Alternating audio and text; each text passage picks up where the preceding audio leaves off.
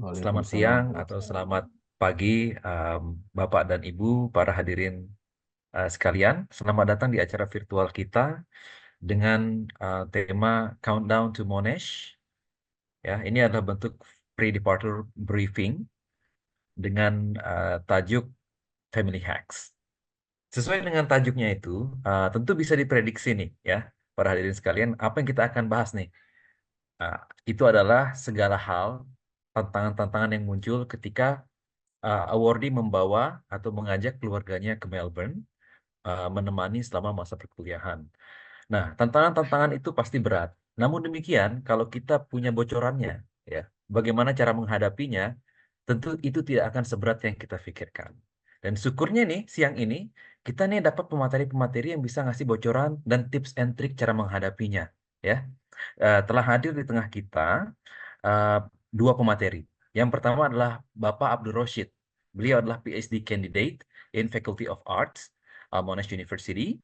Nanti beliau akan memberikan materi yang bertajuk Aussie School Survival Guide for Parents from Administrative Matter to Social Matters. Jadi nanti ini beliau akan ke arah pendidikan ya, gimana cara daftarin anak dan selama persekolahan anak itu ya.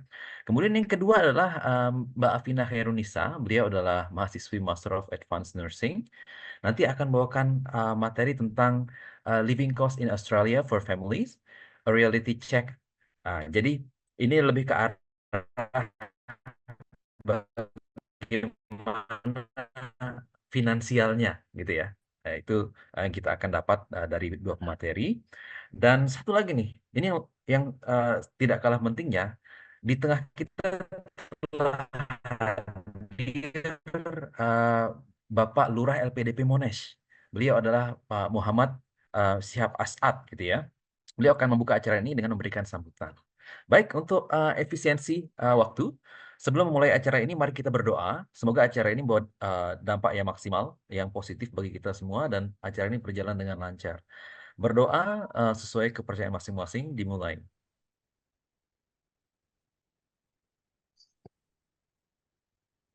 Ya, terima kasih. Kita akan mulai acara ini dengan sambutan dari Bapak Lurah LPDP Monash. Kepada Pak Syihab As'ad, kami persilahkan. Yap, Assalamualaikum warahmatullahi wabarakatuh.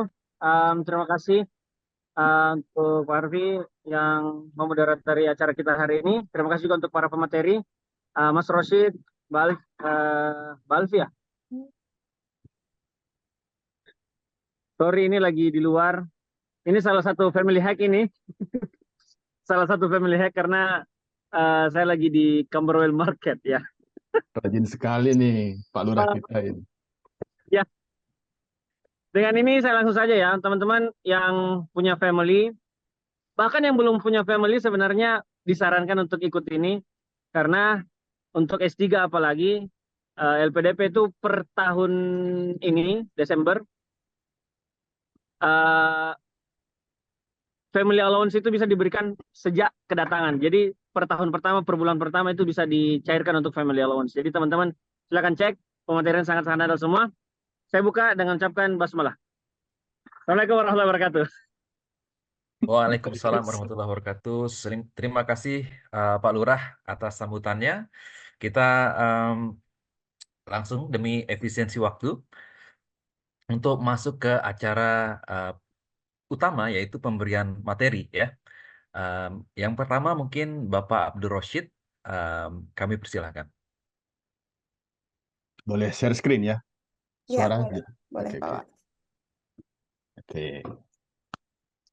Assalamualaikum warahmatullahi wabarakatuh. Salam sejahtera bagi kita semua. Om Swastiastu, Namo Buddhaya. Yang terhormat Lurah LPDP, Datuk Syihab ya.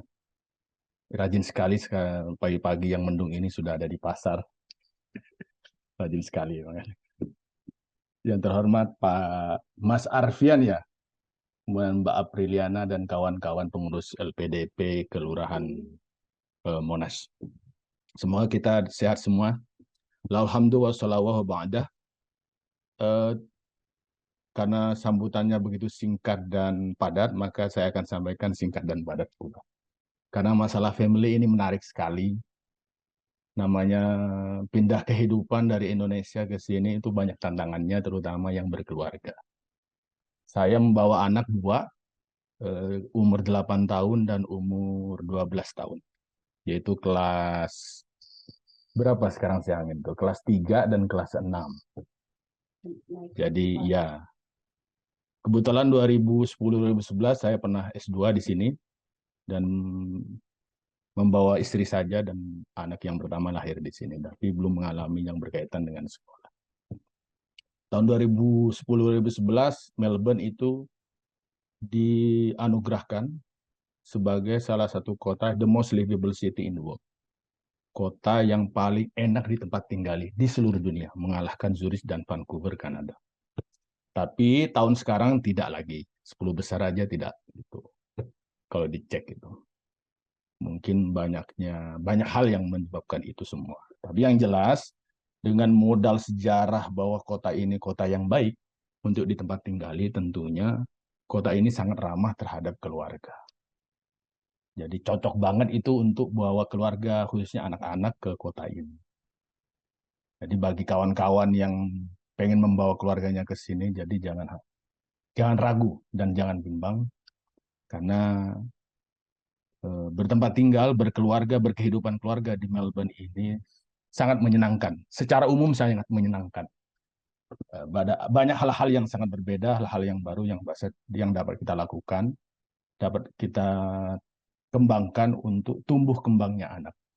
Karena anak umur-umur, biasanya yang PhD, yang udah bawa keluarga itu anaknya kecil-kecil ya. Biasanya itu SD primary ya, kalau di sini bukan elementary tapi primary, umur-umur primary lah. Jarang sekali yang umur kecil-kecil, yang kecil-kecil itu biasanya anak S2. Itu.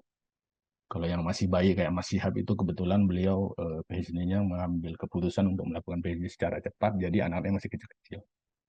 Tapi rata-rata yang PhD di sini itu anaknya adalah primary. Untuk yang S2 ya berarti anak kecil, kecil banget, berarti tidak primary, kebanyakan adalah childcare, preschool, ada beberapa yang primary. Jadi biasanya yang primary, yang banyak primary itu, apalagi secondary itu yang PhD. Tapi apapun itu intinya kalau di sini itu semuanya mudah istilahnya ya. Yang pertama berkaitan dengan administrasi. Contoh, nah, di administrasi itu dulu saya itu nggak punya pengetahuan apapun, nggak pernah ikut briefing seperti ini. Tapi saya mendaftarkan dua anak saya itu dengan begitu mudahnya. Ya, dengan hanya mengklik ini, kawan itu gimana itu daftar, udah klik aja langsung di enrollment atau langsung email saja gitu. Di web sekolah itu kan ada kontak us, langsung kita email. Apa saja yang biasanya webnya seperti ini, sorry ya, seperti ini.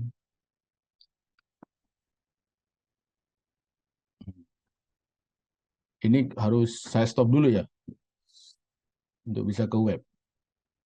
Mungkin share screen-nya di full aja Pak yang desktop. Tapi kalau misalnya nanti harus ini ya di stop dulu aja. Oke ya ini ya. Seperti ini. Web ini Clayton North Primary School. Kenapa Clayton North Primary School CNPS ini saya pilih? Karena kawan-kawan yang kuliah di Monash itu tinggal sekitar Monash Uni Clayton kebanyakan ya. Beberapa di Coffil itu. Otomatis karena kita di Victoria ini ada kebijakan pendidikan yang disebut sebagai school zone. Jadi kita harus memilih, kita ditentukan untuk memilih sekolah atau diberi kesempatan untuk mendaftarkan sekolah di sekitar rumah kita. Jadi pertimbangan jarak ini menjadi pertimbangan penting karena ini demi well-being anak. Jadi jarak tempuh yang dekat itu lebih menjamin kenyamanan kehidupan sehari-hari anak menempuh pendidikan formal di sini. Makanya ditetapkanlah kebijakan school zone. Kawan-kawan LPDP, penerima beasiswa, mahasiswa Monash semuanya itu yang tinggal di sekitar Clayton, kebanyakan anaknya itu di CNPS, Clayton North Primary School. Gitu. Jadi tinggal di sini diklik, di sini ada enrollment, udah di sini aja diikutin semuanya. Atau langsung kontak S aja. Kalau saya dulu, saya nggak ikut yang enrollment, saya kontak saya email aja langsung dari personal email saja dokumen-dokumen yang harus istilahnya dipenuhi ya. Dokumen itu adalah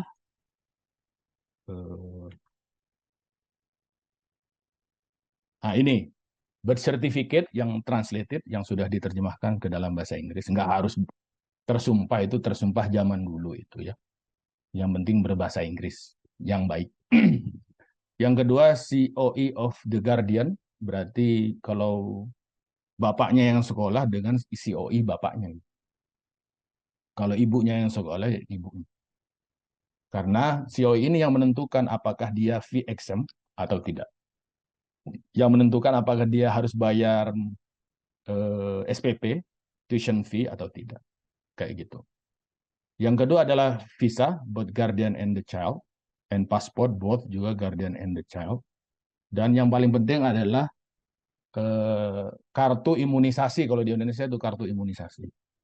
Nah ini tantangan juga nih kartu imunisasi. Biasanya rekod kita di beberapa daerah itu untuk anak itu kacau balau itu. Kita kan punya kartu tuh. Kalau melahirkan di Indonesia ada kartunya, bentuknya buku itu. Buku ya. Atau lembaran itu. Lah itu harus diterjemahkan. Lah menerjemahkan itu kan tulisan-tulisan suster itu loh ya.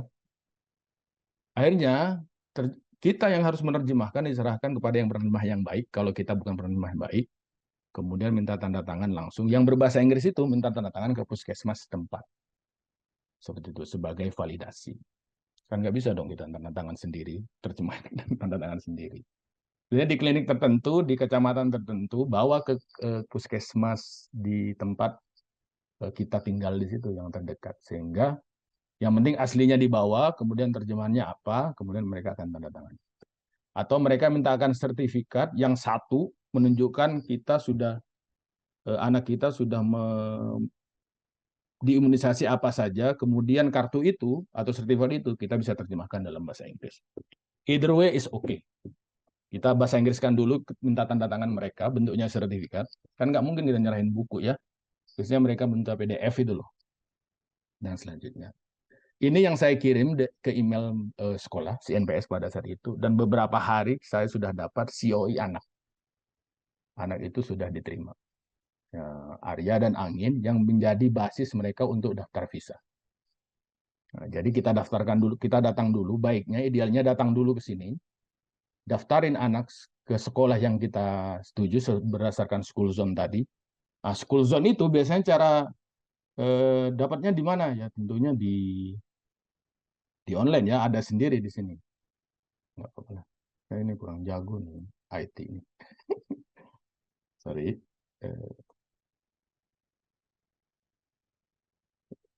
Mana nih? Sorry.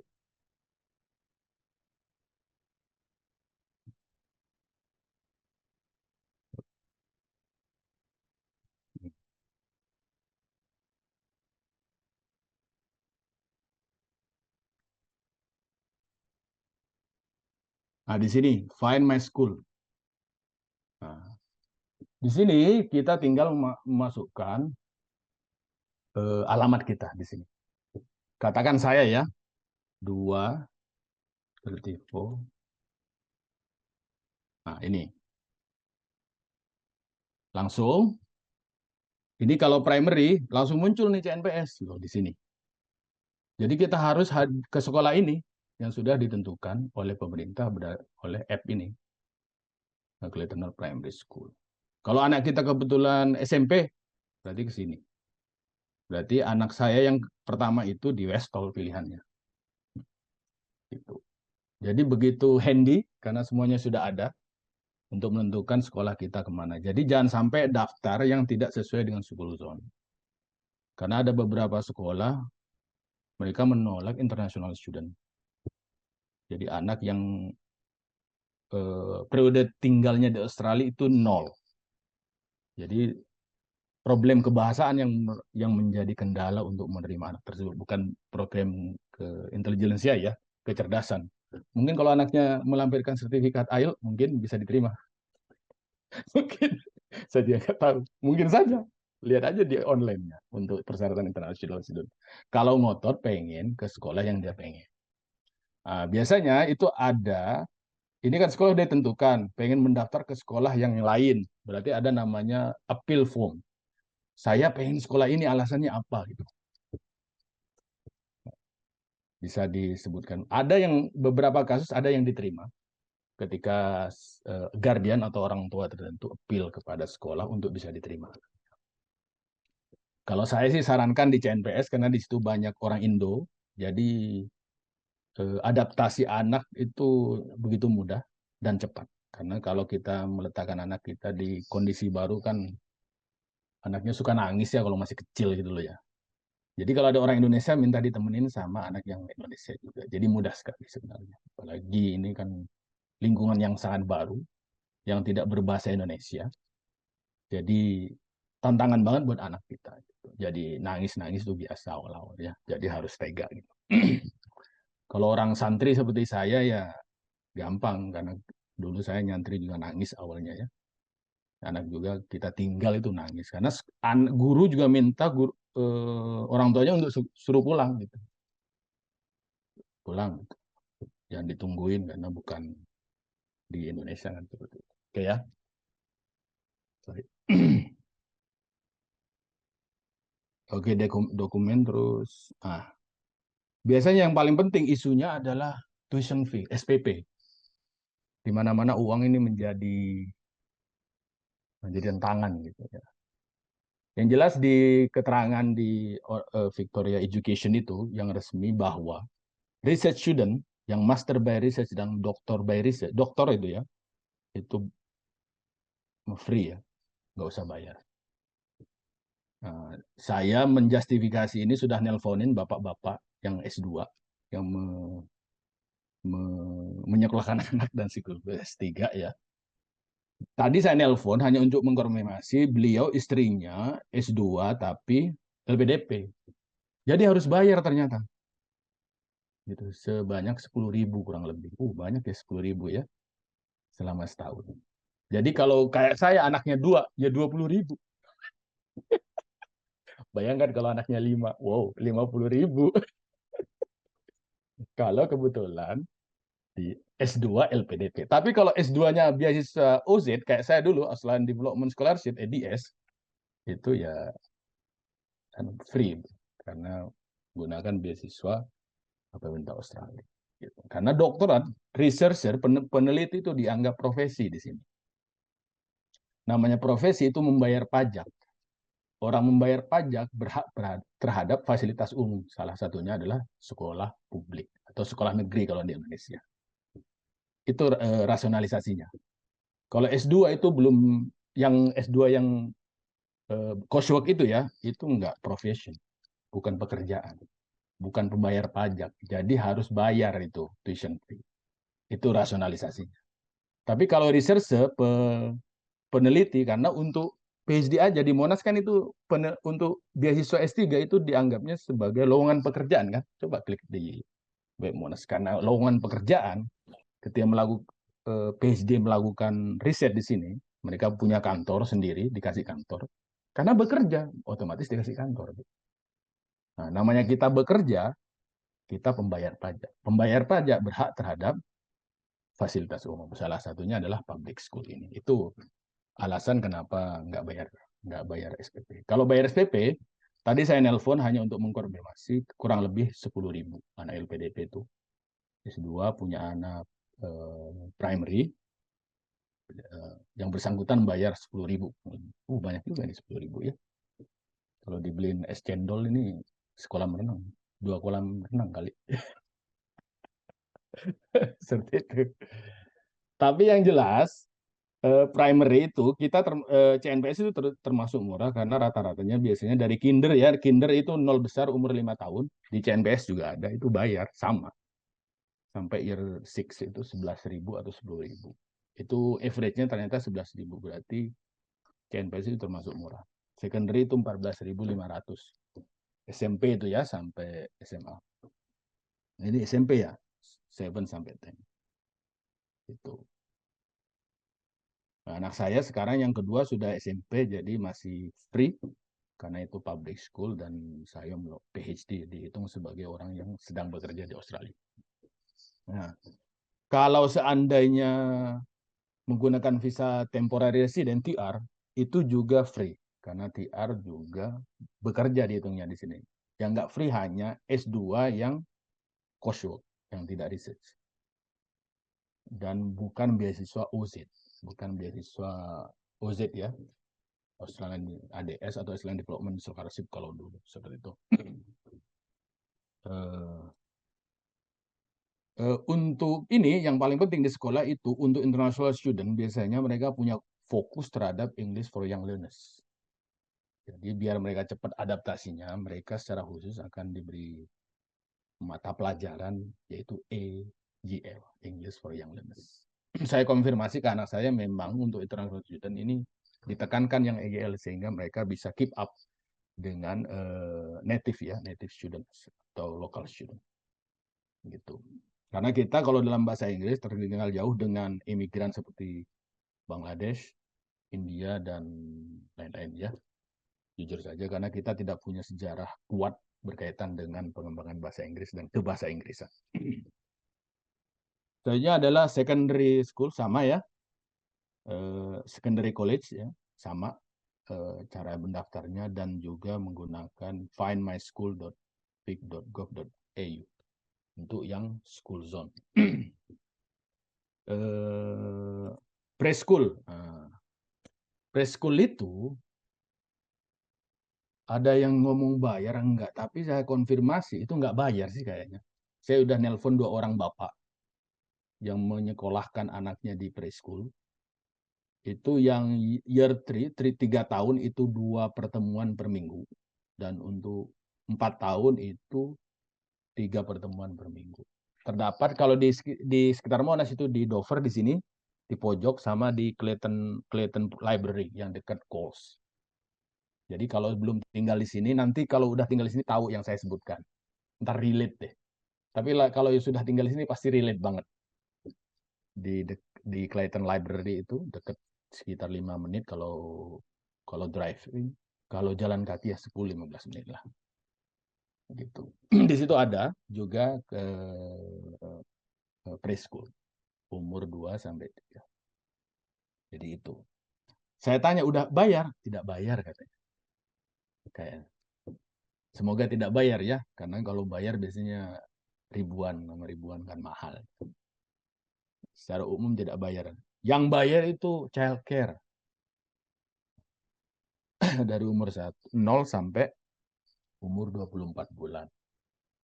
Child care itu rata-ratanya $149 per hari. Mahal sekali ini. Mana tadi? Nah, tuh. Tapi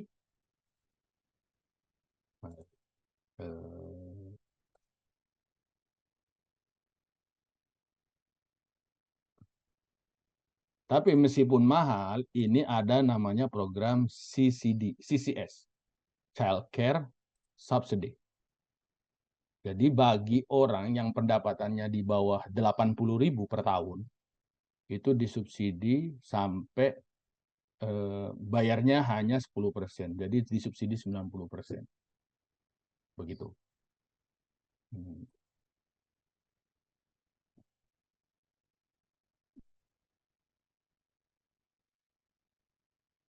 Di sini ini website resminya tentang subsidi.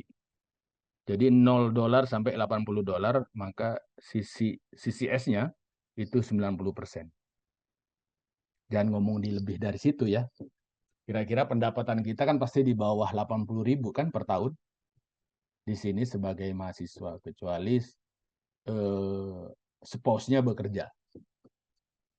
Nah, spouse-nya bekerja, ada beberapa orang spouse-nya dapat pekerjaan yang baik seperti di bidang IT karena beliau ahli IT, maka hitungannya sudah beda karena per annum-nya itu pendapatannya biasanya 120 sampai 180.000 atau 200.000 mungkin.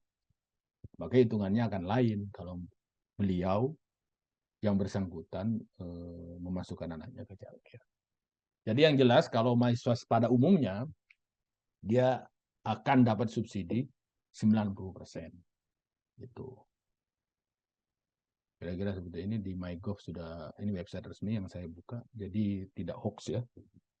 Jadi aman-aman saja, berarti kalau seandainya $149 ya sekitar 10%, $15 berarti setiap harinya. Tentunya dengan menunjukkan dokumen resmi tentang pendapatan. Saya kira seperti itu.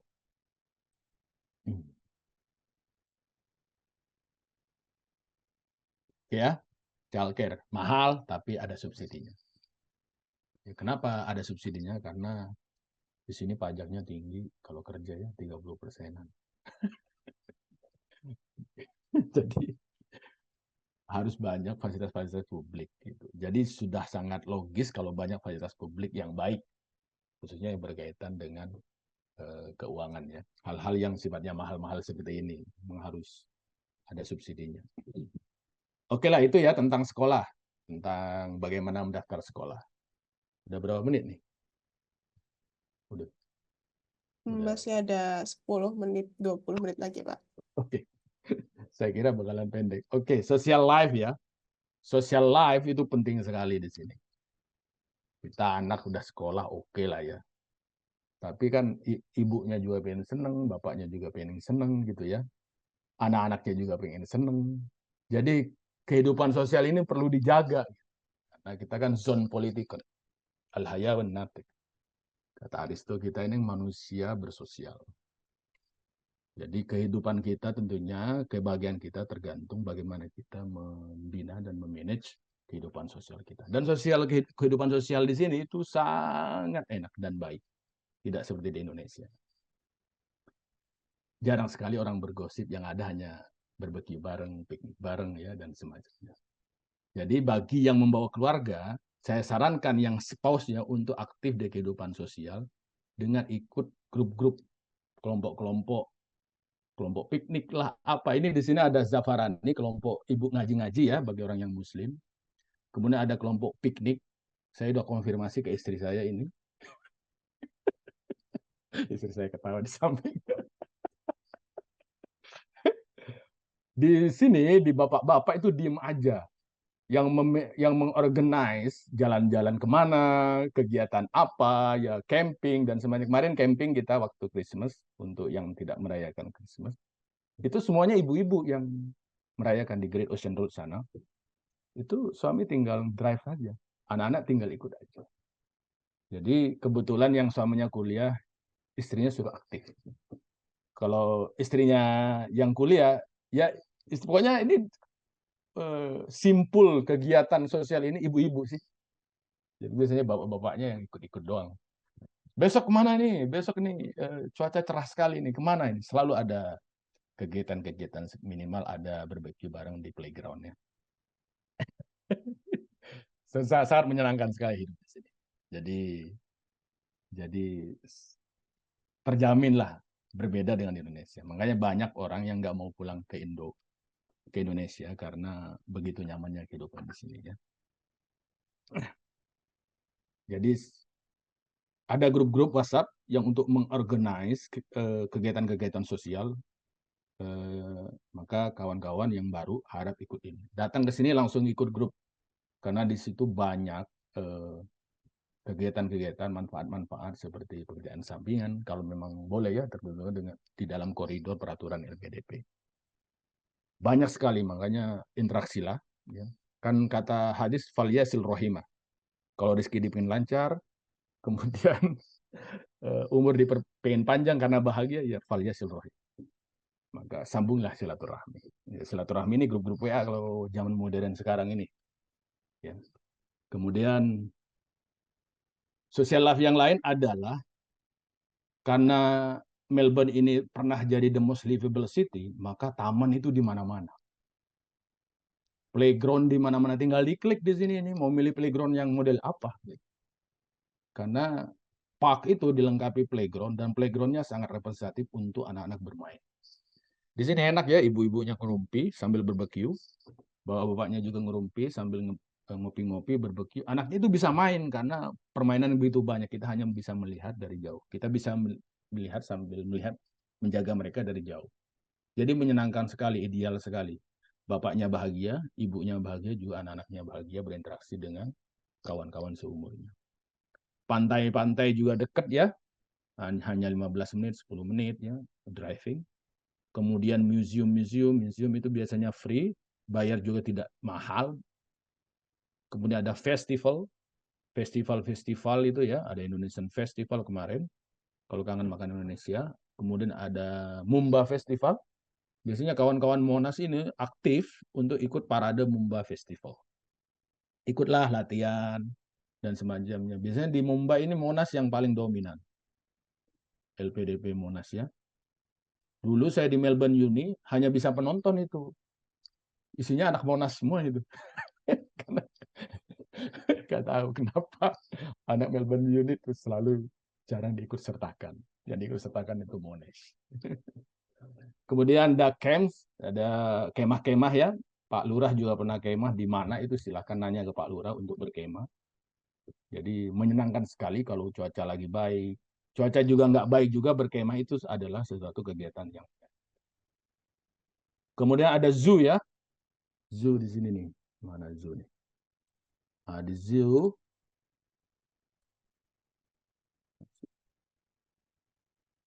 itu murah. Jadi mendingan jadi anggota saja.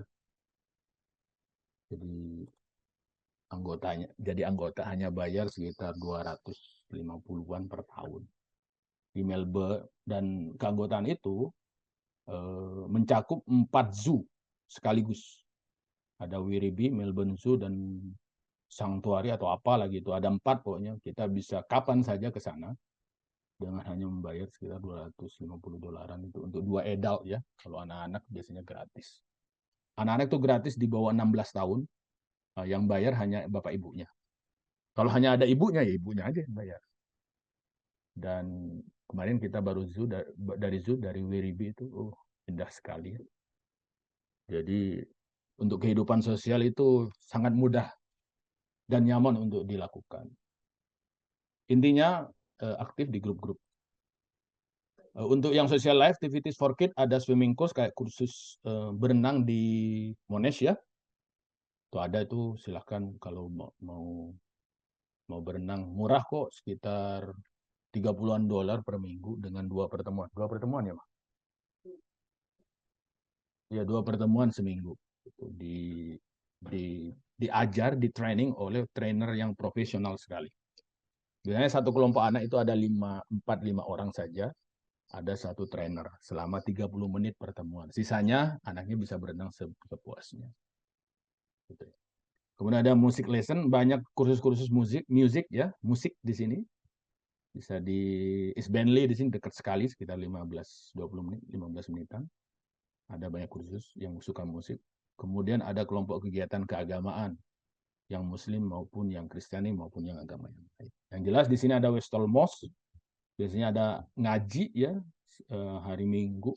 Kemudian ada One Space untuk ngaji juga, untuk pengajian anak. Anak itu di sini ngaji senang karena bisa bermain ya. Pokoknya di sini intinya bermain. Karena yang jelas untuk primary school itu tidak pernah ada PR. Jadi anak-anak senang banget hidupnya. Banyak anak saya tanya mau sekolah di Indonesia, enggak, di Indonesia banyak PR, di sini enggak ada. Oleh karena itu, karena saya bapak yang cukup tega, akhirnya saya khususin Kumon. Jadi kerjaan PR tiap hari. Ada Indo apa? Indolanon. Ya, Indolanon, oke. Banyak sekali kegiatan-kegiatan sosial. Intinya, untuk kegiatan sosial ini, yang berkaitan dengan kegiatan sekolah maupun non-sekolah, luar sekolah, kalau sampai di sini atau masih di Indonesia, ikut segera grup-grup WhatsApp. Di situ Bapak Ibu langsung bisa bertanya. Untuk kegiatan apa saja. Keagamaan yang Islam, Kristiani, Hindu, Buddha, dan semacamnya bisa. Ada komunitas-komunitas khusus yang sangat concern, bukan concern sekali, yang sangat intens kegiatannya. Sehingga jangan-jangan kita ke sini hanya untuk bisa senang-senang, bukan untuk kuliah. Karena kebanyakan kegiatan sosialnya. Tapi yang jelas kuliah itu yang nomor pertama, yang lain-lain hanya sebagai secondary saja. Demikian dari saya, kurang lebihnya mohon maaf. Wassalamualaikum warahmatullahi wabarakatuh. Waalaikumsalam warahmatullahi wabarakatuh. Eh, Bapak Rosi, terima kasih banyak. Ini sharingnya, bocoran-bocorannya, ya, tips and triknya luar biasa, sangat menyeluruh ya. Kalau bahasa Inggrisnya itu kafah gitu Pak ya. Kafah. Ya, kafah bahasa Inggris. eh kita masih punya satu pemateri lagi nih. Jadi saya kasih bocoran lagi. Setelah pemateri kedua, yaitu Mbak Afina, kita akan ada diskusi ya. Kita ada sesi tanya jawab. Jadi teman-teman bisa nanti tanya jawab langsung ke pemateri atau juga mungkin ada juga nih awardee yang sudah membawa keluarganya ke sini, termasuk saya juga. Siapa tahu nanti ada yang relate dengan pengalaman saya atau juga mungkin Mbak Mbak April ya, Mbak April ya nanti bisa sharing juga.